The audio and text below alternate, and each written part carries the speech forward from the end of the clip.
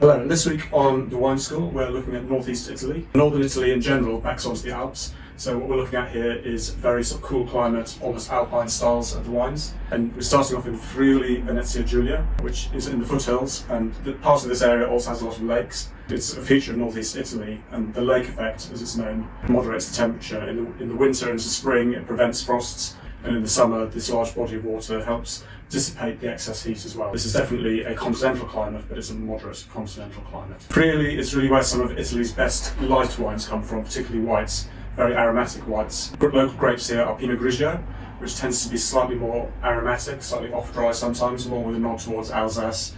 And the Pinot Grigio you might associate with the rest of Italy, which can be good, but is generally quite light and neutral. Pinot Blanc, Pinot Bianco, which like Pinot Grigio is another mutation of Pinot Noir. Friulano, formerly known as Tokai Friulano, but the Hungarians objected to the use of Tokai because it appropriated their name, trying to rebuild Tokai's reputation. Friulano can have a lovely sort of herbaceous note to it, very aromatic. It's also known as Sauvignon S. You see a bit of it in Chile, so you might have seen some examples from there. It's the same variety. In the right context, in the right situation, it can make wines of real complexity and finesse. There's also Viduzzo and Picolit. They also make some nice sort of light aromatic wines, which you might see some examples of those as well in the UK. For the reds in this area, Refosco is starting to emerge from obscurity, and we're seeing some really great examples coming out. There's also Schioppettino and Pignolo. You won't see those quite so much, you might see one or two examples, but they're worth looking at for the really interesting local grapes. There's a lot of Merlot here, as well as some Sauvignon Blanc, but these are really seen as indigenous varieties. They're not imported here, they're really crossovers from it being so close to southern France. They've been planted here for about 300 years, so they're really indigenous varieties, not interlopers.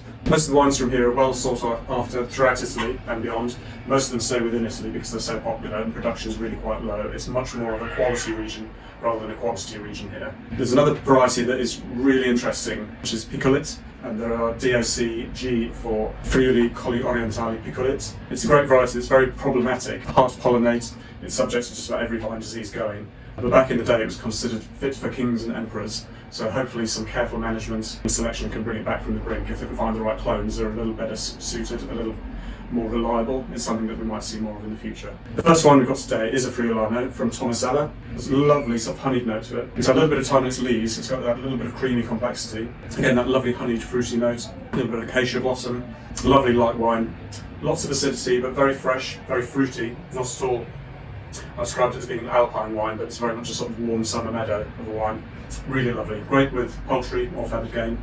A really lovely little wine. Moving across into Trentino Alto Adige, we're really moving into properly alpine territory here. It's very Germanic. Many of the towns have both Italian and German names, in the same way you find French and German names in Alsace, just a bit further north. The town of Termeno here is where Tramin, or Gewürztraminer, was originally found before it migrated north into Alsace. Again, you've got that much closer connection to France here than the rest of Italy. Alto Adige is also called South Tyrol or Südtirol in German, emphasising that connection. There's a little bit of Riesling found here, and again, not an imported variety, it's a local variety. It's very much more that crossover between the two countries here. There's also a little bit of Chardonnay and some Sauvignon Blanc, which are far more better suited than many of the sort of warmer climate grapes from further south. Trentino has a few local grapes of interest though, notwithstanding these crossover varieties, which are permitted under the generic Trentino DOC label. And the most important emerging grape here is Lagrein. We're not seeing too many examples. It's a little bit tannic, but that can be tempered with sort of proper vinification methods, just to temper the tannins and soften them a bit and emphasise the fruit. It's also capable of producing some really good rosé. It's actually related to Syrah and Pinot Noir. It's descended from them, so again, it's some kind of a crossover from those French varieties too. And it has some characteristics of both. It can be quite fiercely tannic, as I mentioned, and acidic, but also it can be quite perfumed, so it's all about finding a balance between the two. It's also related to another grape variety, Terol d'Ego. With Lagrein, the downside is there's only about 1,000 acres planted, but that's increasing, so I think we're going to start seeing some really good examples of it soon. There is Terol d'Ego, which is one of Lagrein's parents, again related to this grape as well as Pinot Noir and Syrah. Again, not much seen, but hopefully that's going to change soon. Moving on now to the Veneto, this is the big powerhouse region, not just in northern Italy, but the whole of Italy. If it was counted as a country on its own, it would actually be sixth in terms of production, just behind Australia and ahead of Argentina. So if you think about it, this area of northeast Italy produces more wine than Argentina. Now the problem with that is the quality is quite uneven. There's oceans of DOC wine that's produced here, Valpolicella, Bardolino, Soave, some of it brilliant, some of it not, and it's picking out which ones are good and which are not, and hopefully what we're going to talk about will help with that. Garganega is the main grape variety for whites in this area. There's a little bit of Trebbiano di Soave, which is known as Viticulare in other parts of Italy. Another one of those confusing things being called different names in different parts of Italy. Also Pinot Bianco and a little bit of Sauvignon Blanc and Chardonnay permitted in this area as well. So looking at the whites first, we have a Soave here from Pierre Pan. It's a top producer. They own their own vineyards. It's not bought in grapes. And the important thing for me here is Classico. I've mentioned before that Classico is the heart or the centre of the region. More accurately, the Classico region is where the grapes were originally planted, and as the area expands and they find other vineyards, some just as good but mostly slightly lesser, the DOC expands and expands, sometimes to cover quite a large area, as is the case with Soave. And a lot of producers adopted the term Classico to define the original central area of quality where the grapes were first planted and where they're generally seen to produce of their best, such as Soave Classico, or as we saw earlier in Chianti Classico. So let's try this wine next. Just looking at the colour of the wine in the glass, this is light years away from a bag-in-box Soave from the supermarket, which can be light, neutral, can be good, but it's generally quite a thin, uninteresting wine. There's a lot more going on in here. This has been aged in large oak barrels, so you get that gradual, slight oxidative character to the wine, but no overt oak influence. This is old oak, so it's inert, neutral, no oak flavour, but just that lovely gradual oxygenation that helps enrich the wine and develop the flavour. On the nose, but particularly on the palate, the stone fruit really comes through. There's a lot of complexity here, but a lot of roundness as well. Lovely minerality, a little bit of nectarine, a little bit of sort of herbaceousness on the finish, a little bit of, again, that stone fruit, slightly sour on the finish, a little bit of green gauge.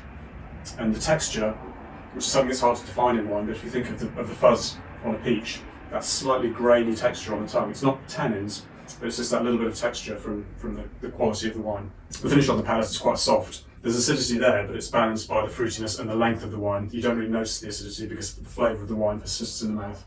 Really good food wine. This would be great with mushroom risotto, risotto milanese, or it could even stand up to roast pork or something with slightly stronger flavours. For reds, 4 grapes dominate the production of Valpolicella and its slightly lighter lakeside cousin Bardolino.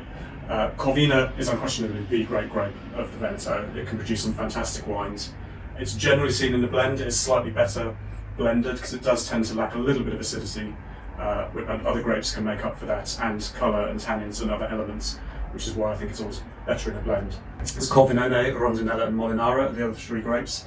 Corvinone you don't see so much. It's similar in flavour to Corvina, but not actually related. Rondinella does tend to high yields. It can run away with itself a little bit, but if it's restricted, it produces a decent, if not really flavoursome wine. Its main advantage is that it's quite resistant to drought and excess water. It's quite a reliable grape, and it adds a little bit of colour to the blend. Molinara blends acidity, if nothing else. It really has nothing much else to offer. It's only allowed up to 5% in the blend, but that acidity is really important if you want to sort of balance out the wine a little bit. The main wine areas and styles for reds in the Veneto, and some of the whites, are based on these grapes and a wine-making technique called appassimento. And appassimento is simply the process of partially drying the grapes, either in the sun or on straw mats or in lofts if you want to control it a little bit more, for several weeks up to several months.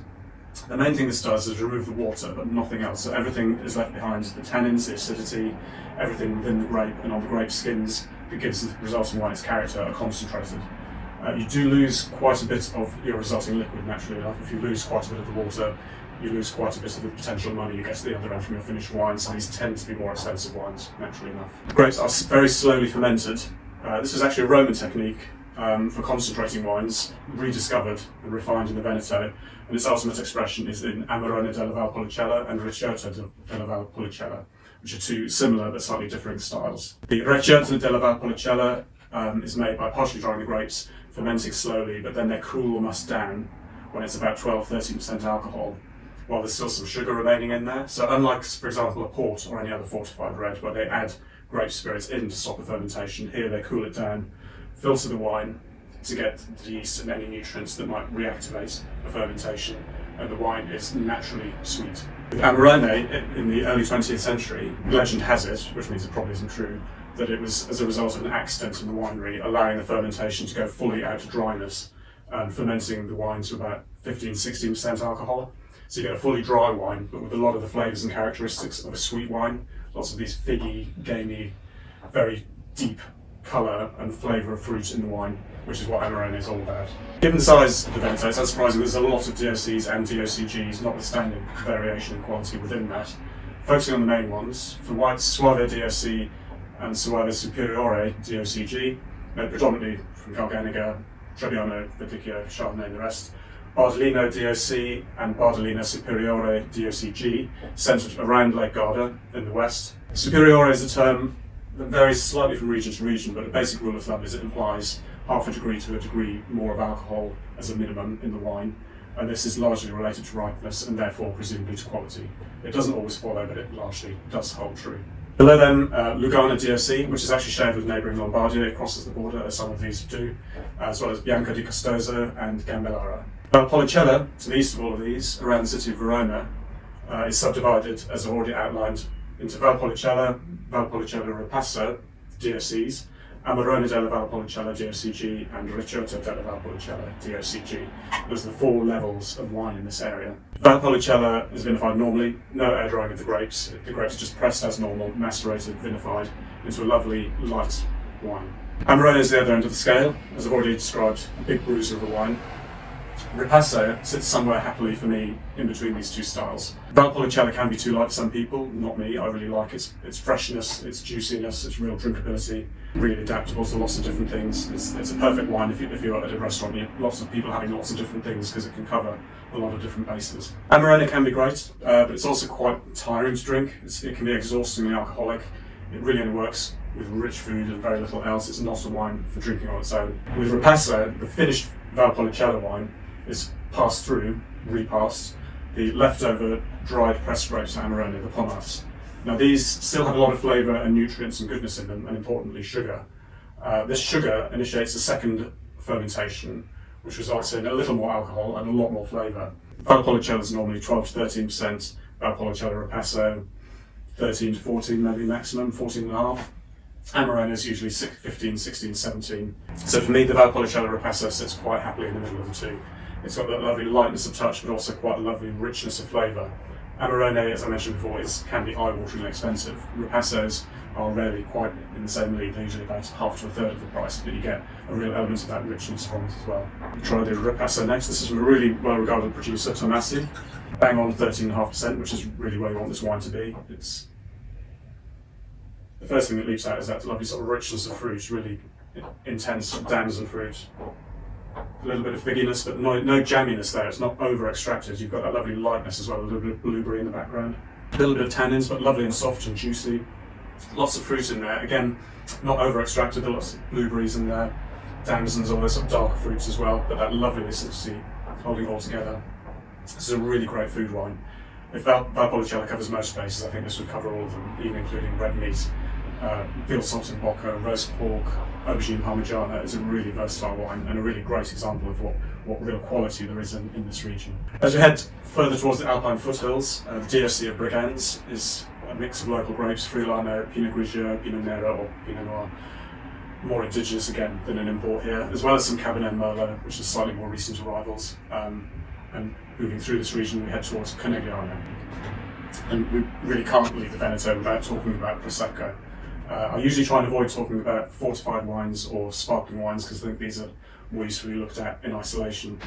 But Prosecco is such a big area, we can't pass it over. The grape here is Glera, which is called Prosecco when it's produced within the Prosecco DOC or DOCG. You might see some supermarket examples of Italian sparkling wine, and it says it's made from Glera. Can be very good, but also very hit and miss. They can often be better value, but Prosecco is never really an expensive wine anyway. I think it's one of those where the DOC in the name is really important. The DOC is centred around the central region of Conegliano Valdobbiadene, which is one of the DOCGs, probably the biggest and the best known. It's a name I'm sure everyone's seen somewhere on the label of Prosecco. And even if the wine's not DOCG, Conegliano Valdobbiadene, if it's made in this area, it can still be much better quality than those from elsewhere. So those are the sort of wines that are worth looking out for. Not much really needs to be said about Prosecco's popularity. Everyone's seen it. It's in every wine bar and every restaurant. It now produces, I think, 500 million bottles a year, which compared to the very established champagne at 300 million, or our own little outpost of sparkling wine here in the UK of 7 million, it really is vast, the production. So thank you for watching this week. I hope it's brought you a little bit more understanding of this really exciting area, and it's given you some guidance as to how to find out some of the best wines from this area rather than the unfortunate oceans of less good wines. Next time we're heading northwest towards Piedmonte and its surrounding areas. Thank you.